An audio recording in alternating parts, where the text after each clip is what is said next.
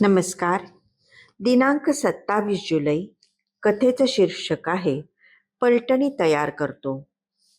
टोळांचे घरी असता एकदा महाराजांनी एरंडाचे दांडे आणून त्याचे विदभर लांबीचे तुकडे केले, त्यात माती ठासून भरली आणि ते तुकडे बंदुका उभ्या कराव्यात असे त्रिकोणात उभे करून ठेवले. हे काय असे विचारले की म्हणत, पलटणी तयार करतो. पुढे इसवी सन 1857चे स्वातंत्र्य समर झाले व महाराजांच्या बोलण्याचा पडताळा आला. महाराजांच्या या बाळलीलेने अनेक प्रश्न उभे राहतात. 1. या लीलेचा अर्थ काय? 2. देशाचे स्वातंत्र्य अबाधित राहावे, परकीय आक्रमण हटवावे असे त्यांना वाटले नसेल काय? 3. कर्तुम कर्तुम अन्यथा कर्तुम असे सामर्थ्य असूनही लोकांना मदत करण्याऐवजी ते तटस्थ का राहिले? 4. आपला उद्धार आपणच करावा हे जर खरे तर देव साधू संतांची गरज काय? आणि 5. उद्धाराचे विश्लेषण विज्ञान आणि अध्यात्मात कसे केले जाते? 1. प्रथम या लीलेचा अर्थ पाहू. एरंडाच्या दांड्याचे विदभर लांबीचे तुकडे कापून त्यात माती ठासून ते तुकडे तोफा बंदुकांप्रमाणे महाराजांनी रचून ठेवले. ते पाहून कोणी विचारले, हे काय करता? त्यावर महाराज म्हणाले, पलटणी तयार करतो. यामध्ये तोफा बंदुकांची रचना दाखवण्यासाठी त्यांनी एरंडाचे दांडे वापरले. हे दांडे पोकळ असतात. हे कोरडे व नीरस असतात. त्यांची रचनाही त्यांनी तिथे अशी विखरून केली होती. त्या पोकळ दांड्यात माती ठासून भरली होती. या सर्व तपशिलावरून त्यांनी किती संकेत दिले ते पहा. अ. लवकरच युद्ध प्रसंग ओढवेल. ब. ज्या पलटणी उभ्या राहतील त्यांचे लष्करी सामर्थ्य पोकळ आणि कुचकामी असेल. क. ते विखरून इतस्ततः मांडले, यावरून त्या पलटणी व त्यांचे सामर्थ्य विखुरलेले राहून एकजुटीच्या, नियोजनाच्या, चिकाटीच्या आणि शिस्तीच्या अभावी निष्फळ ठरतील असे सूचित केले. ड. ते दांडे वरून हिरवे पण आतून नीरस कोरडे असणे म्हणजे सर्व राजे, सरकार, जहागीरदार उदास, अनुत्सुक किंवा उत्साहाचा कोरडा उल्हास दाखवणारे असतील असा संकेत देणारे होते. याप्रमाणेच पुढे इसवी सन 1857च्या बंडावाची किंवा स्वातंत्र्य समराची अवस्था झाली. इंग्रजांना त्यांचा बिमोड करण्यास फार काही कष्ट पडले नाहीत हे इतिहासावरून दिसून येते. 2. मुळात स्वातंत्र्य आणि परकीय आक्रमण या व्यवहारातील संकल्पना आहेत. त्यातून सर्वस्वी वेगळा आणि अनंत पटींनी विशाल अर्थ या संकल्पनांना अध्यात्मात आहे. साधू संत आणि महाराजांसारख्या अलौकिक विभूती केवळ या बाबतीत नव्हेच तर एकूण व्यवहाराविषयी पूर्णतया अलिप्त, निरीच्छ आणि विशाल मनाच्या असतात. त्यांच्या दृष्टीने जीवाच्या स्वातंत्र्यावर आक्रमण करणारी फक्त माया असते. मूळ चैतन्याचे स्वरूप असणारा, अंश असणारा आत्मा हाच फक्त स्वकीय असतो, तर माया ही परकीय असते. या मायेच्या कचाट्यातून सुटणे हे स्वातंत्र्य असते, तर तिच्या प्रभावाखाली राहणे हे पारतंत्र्य असते, गुलामी असते. या विभूती व्यवहाराकडे साक्षीभावानेच पाहत असतात. त्याच वेळी त्यांची जगाकडे पाहण्याची दृष्टी हे विश्वची माझे घर अशी विशाल असते. त्यामुळे हिंदू, मुसलमान, ख्रिश्चन असा भेद त्यांच्याकडे नसतो. ही पारतंत्र्य, आक्रमण, गुलामगिरी याची भयभीतीही त्यांना नसते. त्यांना चिंता असते ती मायेच्या ग्रासलेल्या जीवांची आणि त्यांच्या परतंत्र जीवनाची. त्यातून सर्वांनी मुक्त व्हावे यासाठी ते प्रयत्नशील असतात. 3. महाराजांचे सामर्थ्य कर्तुम कर्तुम अन्यथा कर्तुम होते यात शंकाच नाही. आजही ते तसेच आहे. ते परब्रह्म परमात्मा स्वरूप होते. परमात्मा निर्गुण, निर्लेप आणि निर्विकार असतो. त्याचे सगुण रूप म्हणजे महाराज. त्यामुळे ते या व्यावहारिक गोष्टीपासून अलिप्त राहणे क्रमाने चालेच. जरी व्यावहारिक कोणतीही गोष्ट त्यांना अशक्य, अप्राप्य नव्हती, तरी सदैव ब्रह्मालीन वृत्तीमुळे त्यांचे व्यवहारापासून अलिप्त राहणे, तटस्थ राहणे स्वाभाविकच होते. तरीही ते लोकांना मदत करीत नव्हते असे म्हणणे दादांत असत्य म्हणावे लागेल. कारण त्यांचा अवतारच मुळी लोकांना मदत करण्याकरता, त्यांचा उद्धार करण्याकरताच होता. मात्र ते कोण्या विशिष्ट धर्माच्या, वर्णाच्या, जातीच्या लोकांच्या उद्धारासाठी अवतरले नव्हते. श्री संत ज्ञानदेवांच्या पसायदानात म्हटल्याप्रमाणे खळांची व्यंकटी सांडावी, म्हणजे दुष्टांची दुष्टबुद्धी नाहीशी व्हावी, ते सत्कर्माकडे वळावेत, सर्वजण परस्परांवर प्रेम करू लागावेत, दुरितांचे तिमिर जावे, म्हणजेच पापिष्टांचे पाप आणि अज्ञान नाहीसे व्हावे, यासाठी ते प्रयत्नशील असत. काम, क्रोध, लोभ, मोह, मद, मत्सर या 6 विकारांनी व्यापलेला आणि तहान, भूक, झोप, भय, ममता, द्वेष, आसक्ती आणि आवेग या 8 बंधनात अडकलेला पृथ्वीच्या पाठीवरचा कोणताही जीव त्यांच्या लेखी उद्धरणीय होता. त्यांचा उद्धार त्यांनी केलाही. त्यांच्या चारित्र्यावरून हे कळून येईल. पण म्हणून मदत करणे याचा अर्थ कोणत्याही दुष्कृतीवर पांघरूण घालावे असा होत नाही. मनात वांचिले पूर्वसंचित केले, तया सारिखे भोगणे प्राप्त झाले, हा जगाचा नियम आहे. तसेच जन्माला आल्यावरही करावे तसे भरावे या कर्मसिद्धांतानुरूपच जगावे लागते. केलेल्या कर्माचे फळ मग ते गतजन्माचे असो वा वर्तमान जन्माचे असो, इच्छा, अनिच्छा आणि परेच्छा या 3 पैकी एक प्रकारे भोगावेच लागते. देवाने दिलेल्या बुद्धीचा वापर सदाचारासाठी करायचा की दुराचारासाठी हे मनुष्याने ठरवावे आणि त्याप्रमाणे कर्म करावे. म्हणूनच निश्चितपणे असे म्हटले जाते की जगात जे काही घडते त्याला मनुष्यच जबाबदार असतो. देवाच्या इच्छेशिवाय इथले पान सुद्धा हलत नाही असे जे म्हटले जाते ते अनुवादात्मक असते. ते तारतम्याने घ्यावयाचे असते. याचा अर्थ विचाराने लावावा लागतो. सृष्टीमध्ये परमात्मा अवतरला तो हिरण्यगर्भ स्वरूपात. हा तेजोमय आहे, विवेक स्वरूप आहे. हा विवेक म्हणजेच आत्मा असतो. हा आत्मा म्हणजेच देहातील जीव. जीवात्मा हे चैतन्य स्वरूप असल्याने त्यातून सतत शक्ती, ऊर्जा निर्माण होत असते. त्या शक्तीनेच, त्या ऊर्जेनेच जीवन चालते. त्या शक्तीनेच जीवाभोवतीच्या कोशातील वासना म्हणजे पूर्वकर्माचे संस्कार, पूर्वसंचित चाळवले जातात. हे पूर्वकर्माचे संस्कार म्हणजेच वासना असतात. चाळवल्या गेलेल्या वासनेप्रमाणे हातून म्हणजे देहाकडून कर्म घडते. जीवाम कर्मयोगे जगी जन्म झाला, हे तितके खरे, तितकेच घडे भोगणे सर्वही कर्मयोगे, हेही खरे. श्री समर्थ रामदास स्वामींनी जसा मनाच्या श्लोकांद्वारे मनोबोध केला तसाच इतर साधू संतांनीही अभंग ओव्यांद्वारे केला. प्रत्येकाची सांगण्याची ढब शैली वेगळी असली तरी सर्वांचा मतितार्थ एकच आहे. ते म्हणतात, पूर्वजन्मात घडलेल्या कर्मावर आता तुमचे नियंत्रण नसले तर नसू द्या, ते विनातक्रार भोगून संपवा. स्वतःला जसे असाल तसे स्वीकारा. हा जन्म तुमचा आहे, तो कारणी लावा. नवे कर्म गाठू नका. आपले मूळ स्वरूप आपल्याच कर्माने झाकले आहे ते मोकळे करण्याची शिकस्त करा. पापकर्म असो की पुण्यकर्म असो, ते तुम्ही केले आहे आणि ते तुम्हालाच निस्तरायचे आहे, हे विसरू नका. यात आम्हीच काय, पण देवसुद्धा ढवळाढवळ करणार नाहीत. प्रसंगी विशेषी जरूर पूर्वसूचना देऊ. त्याप्रमाणे वागाल तर कल्याण होईल. न वागाल तर आपल्याच हाताने आपल्या पायावर धोंडा पाडून घ्याल. मन, चित्त, बुद्धीचा सदुपयोग करावयाचा शिका. स्वतःचा उद्धार स्वतःच करायचा आहे, हे त्यांचे सांगणे आहे. साधू संत हे रस्त्यावरच्या पाटीसारखे मार्गदर्शक असतात. वाटचाल ज्याची त्याने करायची असते. 4. पण उद्धार म्हणजे तरी काय? यासाठी विज्ञान आणि अध्यात्म या दोन्ही अंगांनी विचार करावयास हवा.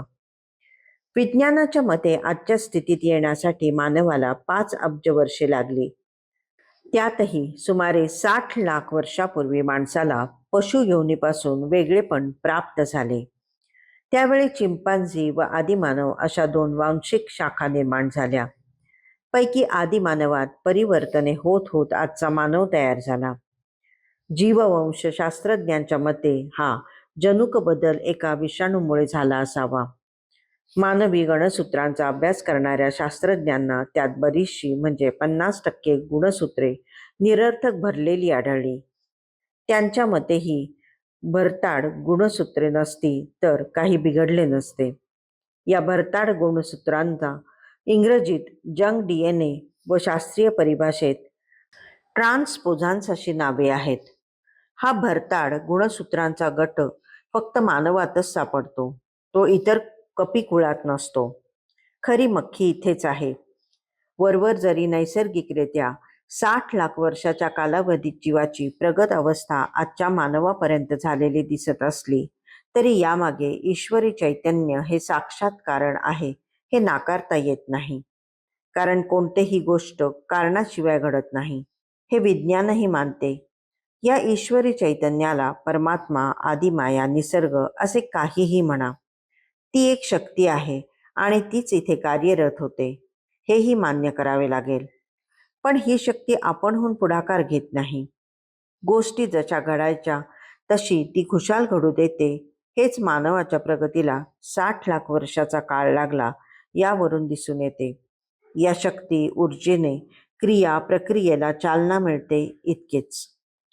जीववंशशास्त्रज्ञांना जरी 50% गुणसूत्रे भरताड वाटली तरी भारतीय अध्यात्मशास्त्रे तसे मानत नाही. कपिकुळापासून मानव वेगळा झाला असा विज्ञानाचा दावा असला तरी त्याची कपिकुळापर्यंतची उत्क्रांती सूक्ष्म जीवजंतूपासून झाली असून ती होण्यास सुमारे 4.5 अब्ज वर्षे लागली आहेत असे भारतीय ज्योतिषशास्त्र सांगते. विज्ञानही तेवढाच काळ मानते. या कालावधीत ज्या ज्या योनीतून जीवाचे संक्रमण झाले त्या त्या जीव योनींची स्वभाव वैशिष्ट्ये नष्ट न होता कर्मसिद्धांतानुसार पुढे झिरपत गुणसूत्रांच्या स्वरूपात ती कपिकुळास मिळाली. यावरून जनुक बदल म्हणजे उद्धार असे मानावयास हरकत नाही. मानव पशुहून वेगळा होण्यास जनुक बदल कारणीभूत झाला. जनुक बदलासच विज्ञान उत्परिवर्तन म्हणते. त्यालाच भारतीय अध्यात्मशास्त्र उद्धार म्हणते. विज्ञान त्याला विषाणू म्हणते. त्यालाच भारतीय अध्यात्मशास्त्र कर्मभोग म्हणते. भारतीय अध्यात्माच्या मते कर्मभोग हाच वंश सातत्याला कारण असतो, तर उद्धार हा जन्म मरणाच्या चक्रातून मोकळे होण्याचा म्हणजे मुक्तीचा घटक आहे. भरताड रेणूचे गट फक्त मानवातच आढळतात. चिंपांजी व इतर कपिकुळात आढळत नाहीत. असे काही गट 60 लाख वर्षापासून मानवी गुणसूत्रात एकाएकी आढळू लागले असे विज्ञानाचे निरीक्षण आहे. मॅकडोनाल्ड व किंग या शास्त्रज्ञांच्या मते हे भरताड रेणूगट विषाणूमुळे आदिमानवाच्या शरीरात घुसले व उत्परिवर्तनास कारणीभूत झाले. ते कपिकुळात का घुसले नाहीत याचे उत्तर विज्ञानाकडे नाही. ते एकाएकी कसे आढळू लागले तेही विज्ञान सांगू शकत नाही. DNA रेणूच्या उपयुक्त गटावरून वंशनिश्चिती होत असली तरी ती संपूर्ण देहासंबंधी व देहापुरतीच असते. त्यावरून स्वभाव निश्चिती होत नाही. अमुक अमुक बापापासून अमुक संतती झाले एवढीच निश्चिती DNA चाचणीने सिद्ध होते. पण संततीचा स्वभाव आई बापाहून वेगळा का याचा थांग पत्ता लागत नाही. म्हणूनच एकाच कुटुंबातील माणसे वंशदृष्ट्या एकाच प्रकारच्या रेणूबीजांची असली तरी स्वभावतः ती एकमेकांहून भिन्न का असतात याचे कारण विज्ञान जगताला अद्यापपर्यंत देता आलेले नाही. भारतीय अध्यात्म याची कारणमीमांसा पूर्वजन्माच्या सिद्धांताने मांडते. पूर्वजन्माचा पाया हा कर्मविपाक आहे. त्याप्रमाणे जन्मास येणारा देह हे एक क्षेत्र आहे. त्यात प्रवेश करणारा जीव हा क्षेत्रज्ञ आहे. कर्मानुसार क्षेत्र निवडीचा अधिकार जीवाला असतो. मागील जन्मातील कर्मसंस्कारांवरून वर्तमान जन्माची दिशा व कालावधी ठरतात. मागील जन्म किती झाले, कुठे झाले, कसले झाले हे सांगता येत नाही.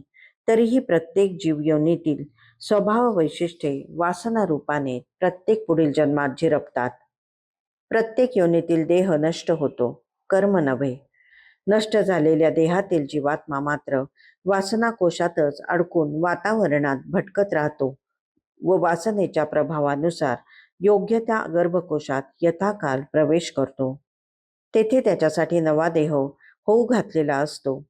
त्या नव्या होऊ घातलेल्या देहाला जनक जननीची गुणसूत्रे मिळालेली असतात. त्यातच त्याच्या स्वभाव वैशिष्ट्यांची काही गुणसूत्रे असतात. तीच नव्या देहात झिरपतात. त्यामध्ये येऊ घातलेल्या जीवात्म्याची वासनाकोशातील गुणसूत्रांची भर पडते.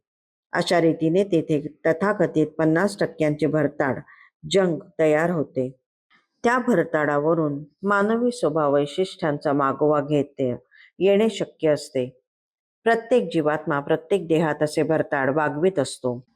त्यातील सर्वच कर्म वासना एकाच जन्मात भोगून संपवता येत नाहीत.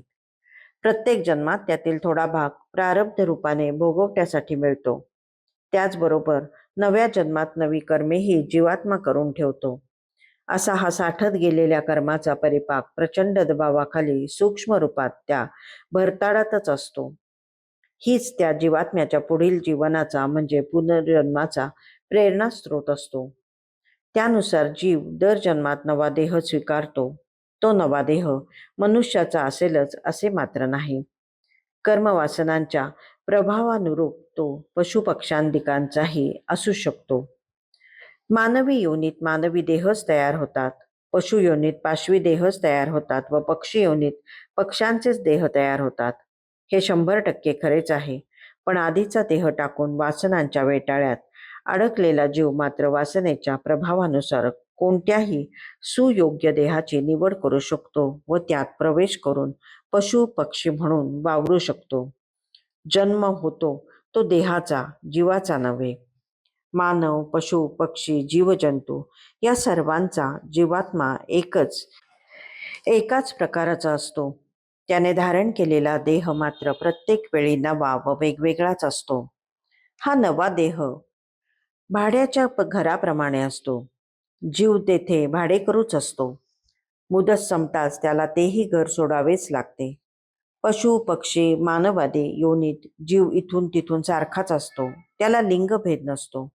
लिंगभेद देहाला असतो. सृष्टीत पदार्पण केल्याचा देहानुरूप जीवाला नाम रूप मिळते व नर मादी असा भेद होतो. हा पशु, हा पक्षी, हा कृमी कीटक, हा मनुष्य असा भेद होतो. माणूस म्हणून अवतरणाऱ्या या जीवाला प्रदेशाची, धर्माची, जातीची, वर्णाची, नात्यागोत्याची लेबले लागतात. पण मुळात माणूस इथून तिथून सारखाच. काम, क्रोध, लोभ, मद, मत्सर, मोह हे त्याचे विकारही साऱ्या पृथ्वी तलावर सारखेच. फक्त त्याचा आविष्कार मात्र त्याच्या भरताड गुणसूत्रांच्या विणीप्रमाणे घट्ट पातळ किंवा कमी जास्त सुसंस्कृत अथवा रासवट असू शकतो. पशुपक्ष्यांची भोगयोनी असल्याने त्यांना जीवनाची चौकट बंदिस्त असते. मनुष्याचे मात्र तसे नसते.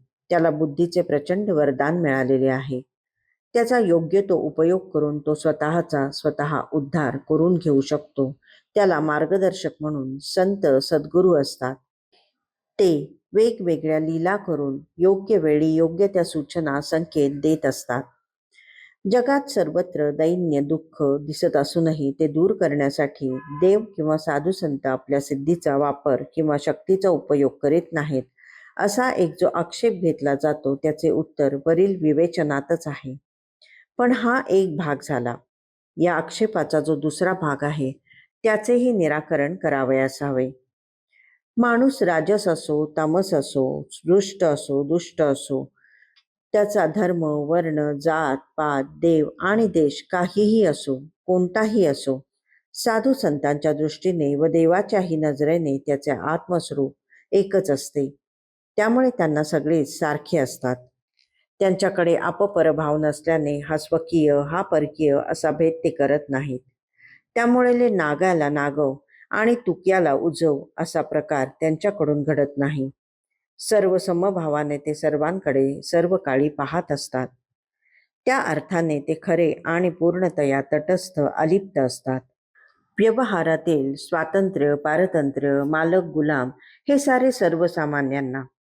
संतांना कसले आले आहे पारतंत्र्य? ते तर सर्वाहून मोकळे झालेले असतात, स्वतंत्रच असतात. महाराज नव्हते का म्हणाले, हम किसी के ताबेदार नाही म्हणून.